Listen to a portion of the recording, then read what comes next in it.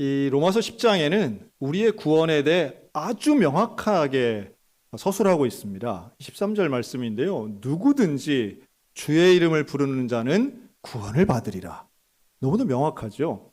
이 말씀은 당시의 유대인들에게는 상당히 혁신적으로 들렸을 겁니다. 왜냐하면 구원의 대상이 누구든지였다는 거예요.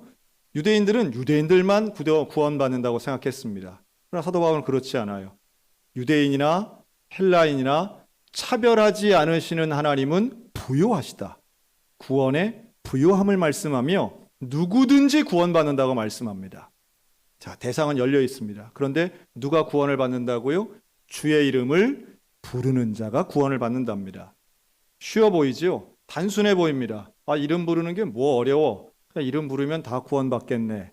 그런데 여기에는 조건이 있죠. 바로 주의 이름을 부르는 거예요.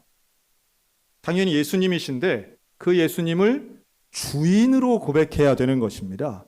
그냥 모르는 사람 혹은 뭐 다른 고유명사 이름을 아무렇게나 부른다고 구원받는 게 아니라 예수님을 나의 주로 부르는 것입니다. 그리고 이 말씀을 조금 더 자세하게 맥락적으로 이해한다면 이게 결코 쉬운 일이 아닌 것을 알 수 있습니다. 내 주님의 이름을 부르는 게 그렇게 단순한 일이 아니에요.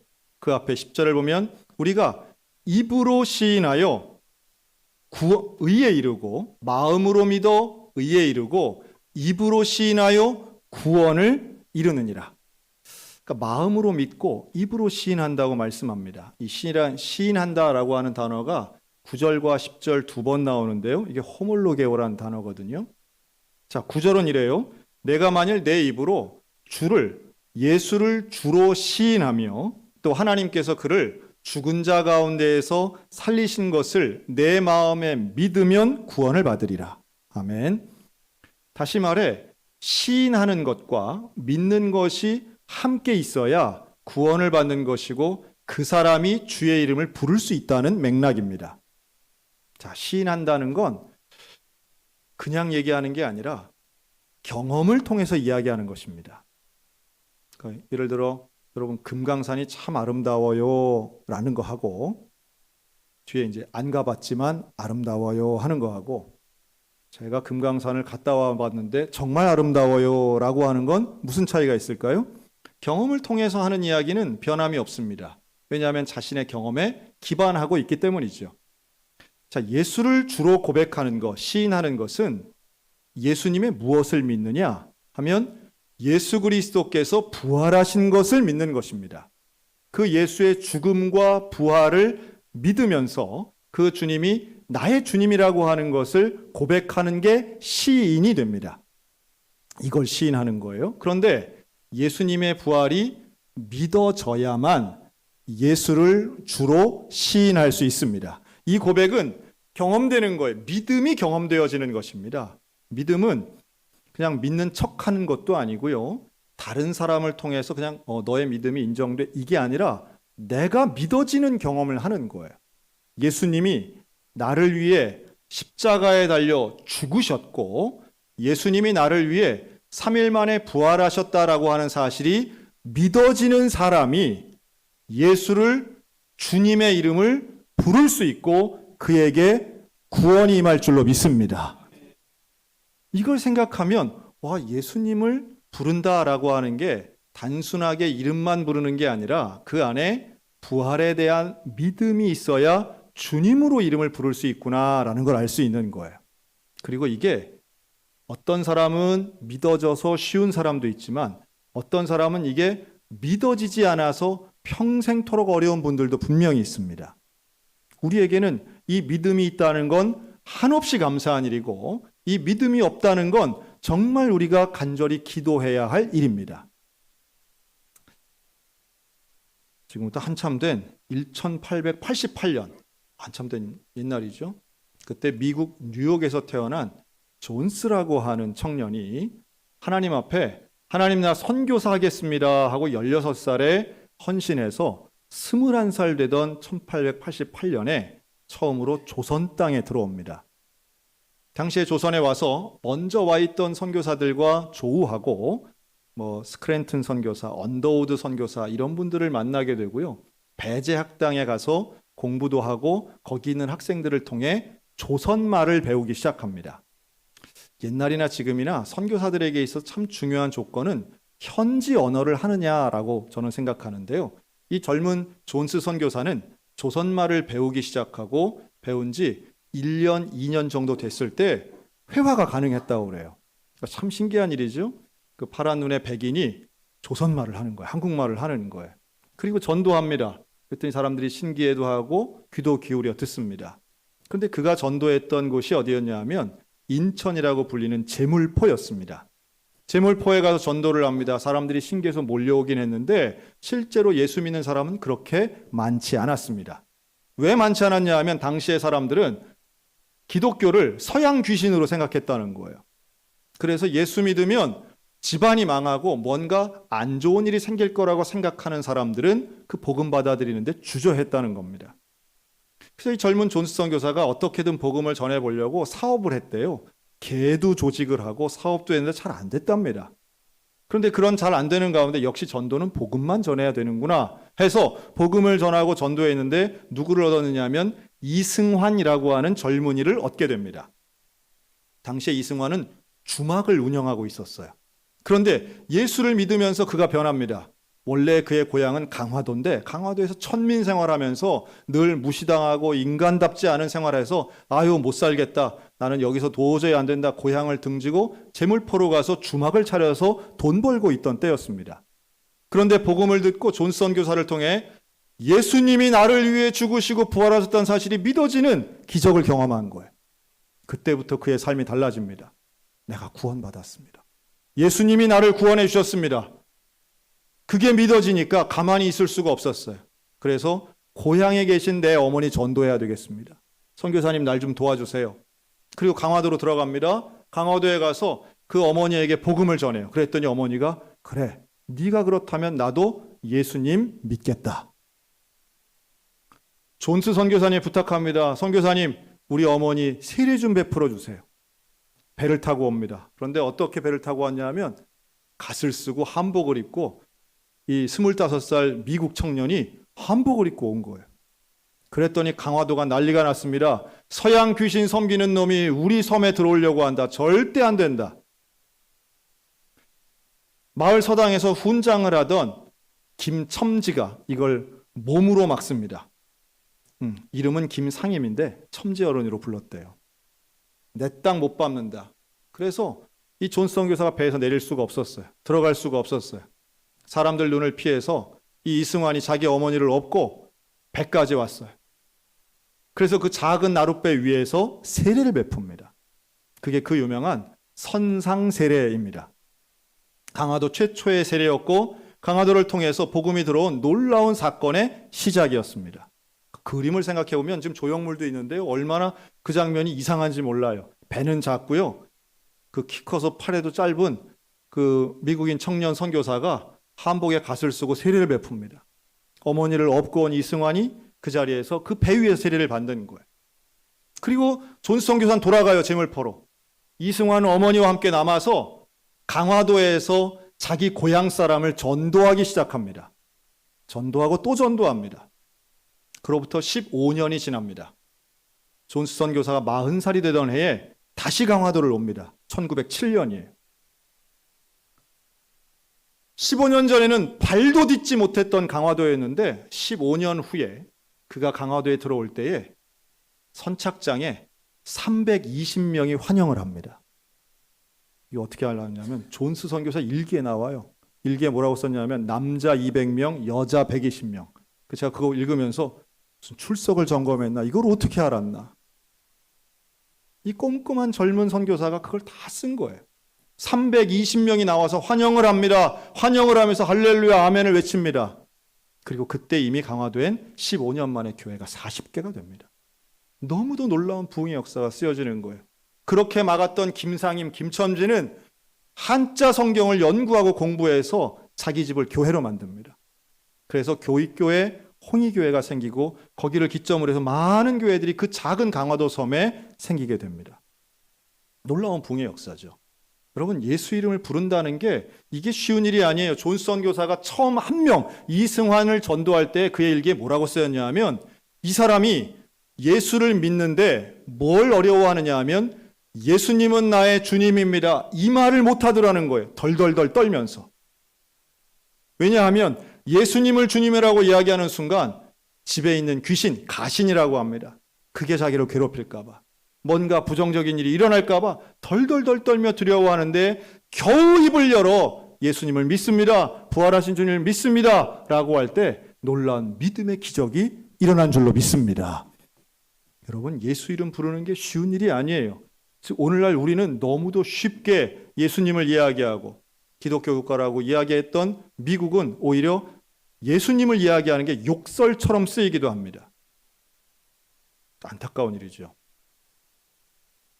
그런데 분명한 건 우리의 진심으로 우리의 마음이 믿음을 가지고 부활에 대한 믿음을 가지고 선포하는 그 예수의 이름을 부를 때는 구원이 임한다는 사실이에요. 그리고 그 구원이 임하는 그곳에 하나님의 영혼의 구원의 기적이 일어나고 내 삶이 변화되는 죽음의 권세, 죄의 권세, 사단의 권세, 어둠의 권세를 깨트리는 놀라운 삶의 기적이 주의 이름 부를 때에 일어나게 될 줄로 믿습니다. 그러면 그 주의 이름을 부르는 믿음은 어떻게 생기게 됩니까? 오늘 말씀이 나오죠. 믿음은 들음에서부터 나온다는 거예요. 복음을 들어야 믿음이 생기죠. 근데 그 들음은 어떻게 생겨요? 누군가 전파해줘야, 누군가 알려줘야 듣게 되고 믿음이 생기게 된다는 거예요. 성경적 원리입니다. 자, 그렇다면 그 전해야 될 사명은 누구에게 있을까요? 예수를 믿는 우리에게. 예수 이름을 부르는 우리는 반드시 그 예수 이름을 전해야 될 사명이 저와 여러분 가운데 있는 줄로 믿습니다. 그리고 그렇게 전할 때에 기적들이 일어나는 거죠. 그럼 누가 전하게 될까요? 사실은 예수님을 통한 이 구원의 역사에 대한 감사가 있는 사람이 이걸 전하게 된다고 저는 봅니다. 우리가 살아가면서 이 감격을 잃어버리면요, 전도를 할 수가 없어요.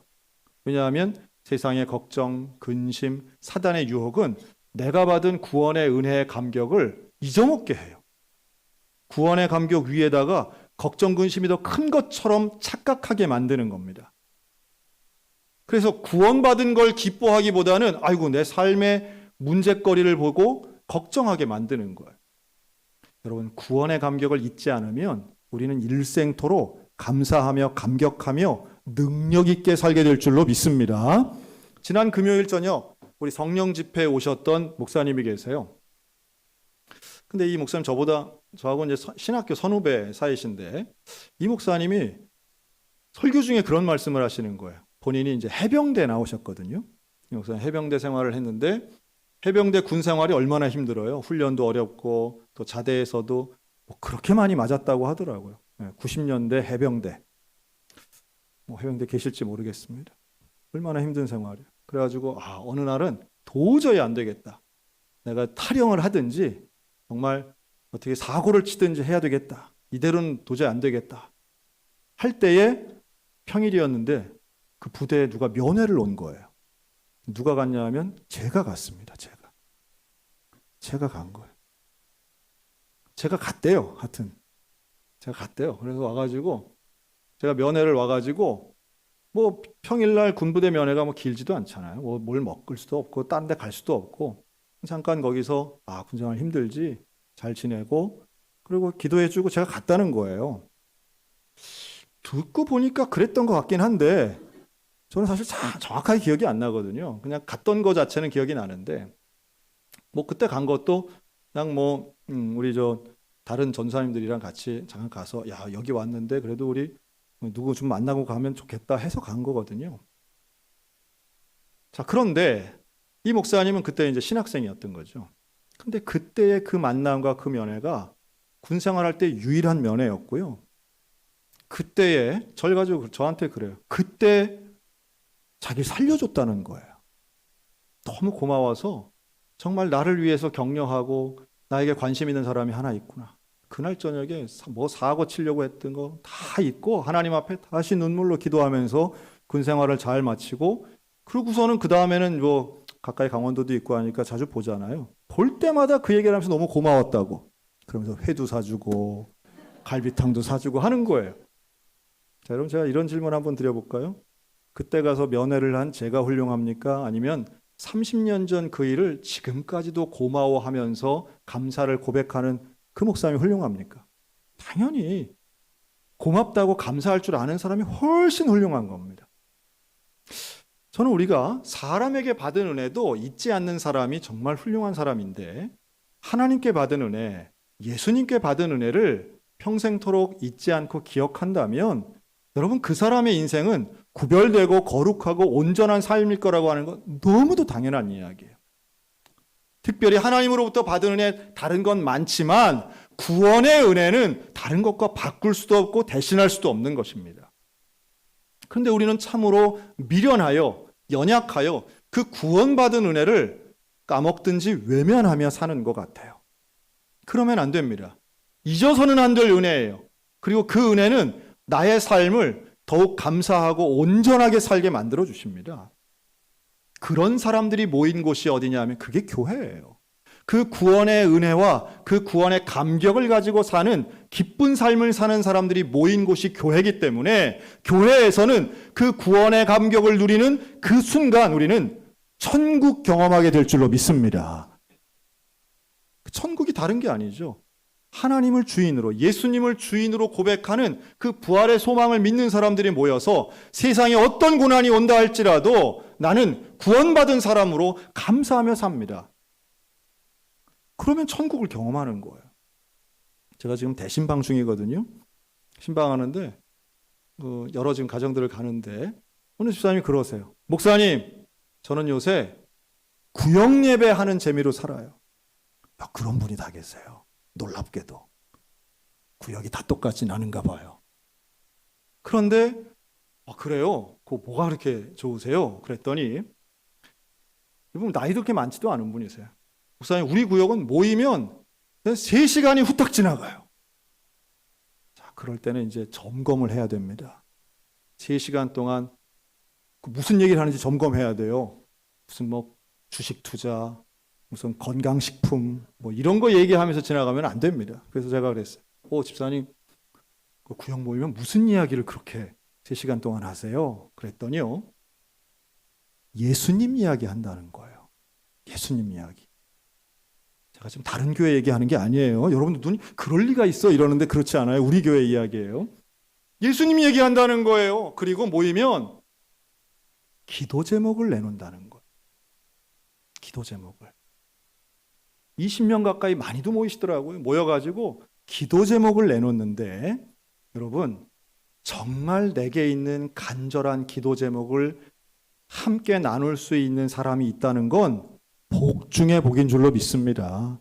대개는요, 그저 내 고민되고 아픈 이야기 하면 어디 가서 소문이나 낼까봐 그냥 절대로 전전긍긍하는 분들도 계시잖아요. 그러니까 어디서 이상한 세계 평화나 얘기하고 있는 거죠. 그런데 우리가 정말로 내게 밤잠 못 자는 이야기, 내가 정말 누구에게도 말할 수 없고 가족에게도 말할 수 없는 나만의 아픔을 나눌 수 있는 공동체가 있다는 건 정말 큰 복인데 이 집사님의 구역이 그런 분위기였던 거예요. 그러면 기도 제목을 이야기하면서 울어요. 딱 이런 제목이 있어요. 우리 집에 이런 일이 있어요. 내 자식에게 이런 일이 벌어졌어요. 그러면 그거 가지고 함께 기도하는 거예요. 통곡하며 울면서 기도하는 거예요. 또 그 다음 사람 권사님이 또 내 기도 제목을 얘기하는 거예요. 말하면서 울고 들으면서 울고 기도하면서 우는 거예요. 그러니 3시간이 금방 가는 거예요.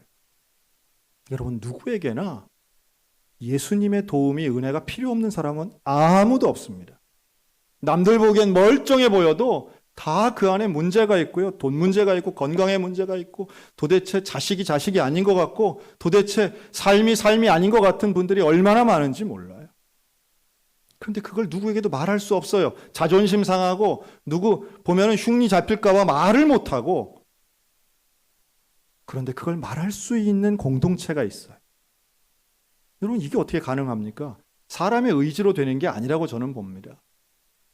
예수님 앞에 우리 다 죄인이고 예수님 앞에 우리가 다 어쩔 수 없는 연약한 존재임을 깨닫는 사람.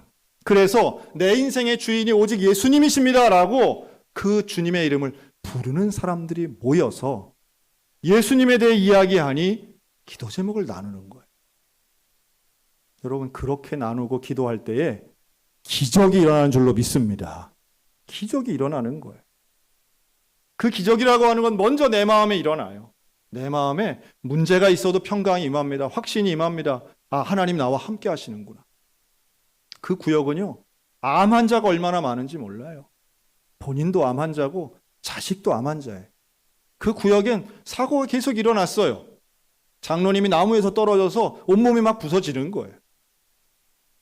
그런데 그때마다 절망하거나 원망하는 것이 아니라 기도했어요. 그리고 하나님 앞에 감사의 제목들을 찾아가시더라고요. 구원해 주신 게 감사한데 이것도 고쳐주실 줄로 믿습니다. 천국이 어디 있겠습니까? 천국이 부잣집에만 있고 어디 우리가 생각하는 문제가 하나도 없고 뭔가 내가 원하는 조건이 다 이루어진 곳이 천국이 아니고 하나님과 함께하는 그곳이 천국인 줄로 믿습니다. 주의 이름을 부르는 자들이 모인 곳이 천국이에요.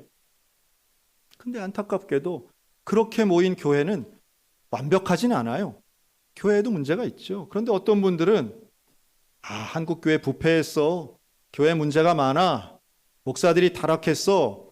장로들이 형편없어. 물론 그 말이 꼭 틀린 것도 아니겠죠. 일부분 사실일 겁니다. 그런데 그런 부정적인 말로 복음의 가치를 덮어서는 안 된다는 말씀이에요. 사람이 모인 교회는 문제가 있을 수 있죠. 문제도 있지요. 그러나 복음에는 문제가 없는 줄로 믿습니다. 문제 없는 복음을 전할 때에 문제 있는 교회도 변화되는 것인데 문제 있는 교회와 사람 때문에 문제 없는 복음을 덮어버리거나 외면하거나 무가치하게 밀어버린다면 그건 가장 어리석은 일이라는 거예요. 여러분, 우리가 전해야 될 복음은 나 자신을 살리고 내 가족을 살리고 우리나라와 민족을 살리게 될 줄로 믿습니다. 그러니 전해야 되는 거예요. 입을 열어야 되는 거예요. 내가 경험한 예수를 시인해야 되는 거예요. 일생토록 우리가 해야 할 일은 예수님을 시인하고 예수님을 나의 주인으로 고백하고 그 이름을 부르는 일인 줄로 믿습니다. 25살 선교사 존스 선교사가 그 이름을 불렀기에 전했기에 이승환이 변화될 수 있었고 이승환이 그 이름을 전했기에 어머니가 변화되고 고향 땅이 변화된 것으로 저는 믿습니다. 우리가 전할 때에 우리 가족이 변화되고 우리가 전할 때에 하나님의 역사가 우리 교회에 우리 가정 가운데 임하게 될 줄로 믿습니다. 가정이 천국 되는 게 경제에 있다고요? 아니요, 그렇지 않아요. 경제와 건강에 달려있는 게 아니에요. 천국은 예수 그리스도 그 이름에 달려있는 줄로 믿습니다. 예수 이름을 부를 때에 예수 이름을 전할 때에 우리의 마음은 믿음으로 확신 가운데 거하게 될 때 천국이 임하게 되는 것이고 그 이름 부르고 그 이름 전하는 가정은 천국 가정 될 줄로 믿습니다. 우리 모두의 입술 가운데 부정한 것, 더러운 건 사라지게 하시고 오직 거룩한 그 이름, 오직 예수의 이름을 주로 고백하는 우리 모두에게 하나님의 놀라운 능력과 거룩함의 천국의 역사가 임하시기를 주님의 이름으로 축원합니다. 아멘.